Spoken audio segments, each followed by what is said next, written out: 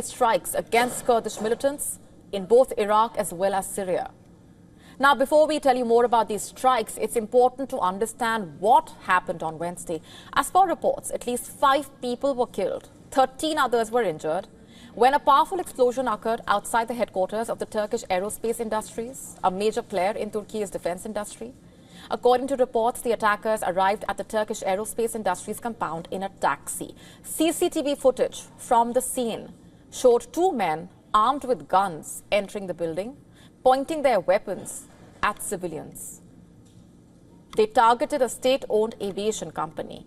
The Turkish security forces neutralized the attackers and secured the area. Emergency services were dispatched to the site and some of the employees of the company were taken to a safer place.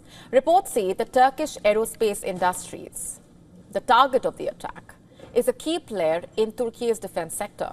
With approximately 10,000 employees, the company is responsible for producing Turkey's first national combat aircraft and maintaining the country's fleet of F-16 fighter jets.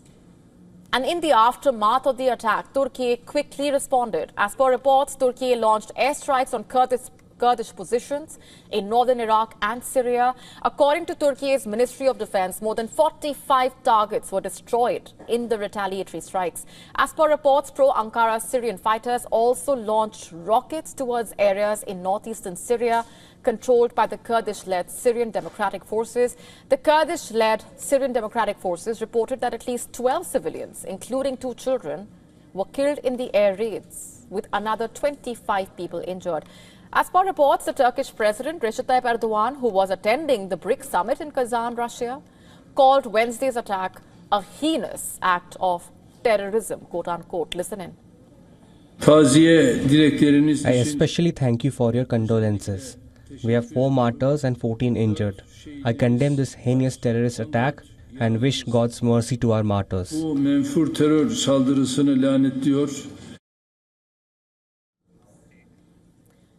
As per reports, the Turkish president cut short his summit trip and returned to Istanbul, underscoring the seriousness of the situation. Turkey's Western allies also quickly rallied behind Ankara. The NATO Secretary General condemned the attack, stating that NATO is standing by its ally and closely monitoring the situation. The White House also weighed in, with National Security Council spokesperson John Kirby denouncing the violence, even as questions about the attackers' exact motives remain a major concern. As per reports, no group has so far claimed responsibility for the attack, but Turkey's Interior Ministry has said that the Kurdish militant group, the PKK, or the Kurdistan Workers' Party, is behind this attack. This group has long been at odds with the Turkish state, and its activities are seen as a major security threat for Ankara. As per reports, the PKK has been involved in an armed insurgency against Turkey for over 4 decades, seeking greater autonomy for Kurds living in southeastern Turkey and neighboring countries. The conflict, which began in 1984, has claimed tens of thousands of lives, and the group is classified as a terrorist organization by Turkey, the US, the European Union, and the UK. As per reports, Turkey's strikes on Kurdish positions in Iraq and Syria are part of a broader effort to dismantle the PKK bases in these regions. Northern Iraq has reportedly long been a stronghold for the Kurdish militants. The YPG, an affiliate of the PKK, reportedly operates in northern Syria.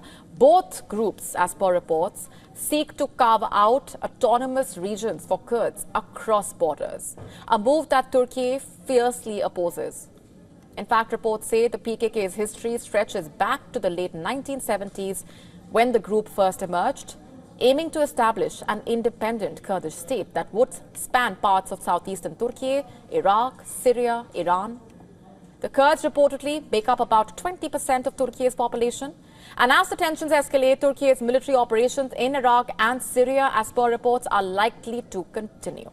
To stay up to speed with the latest news, download the WION app and subscribe to our YouTube channel.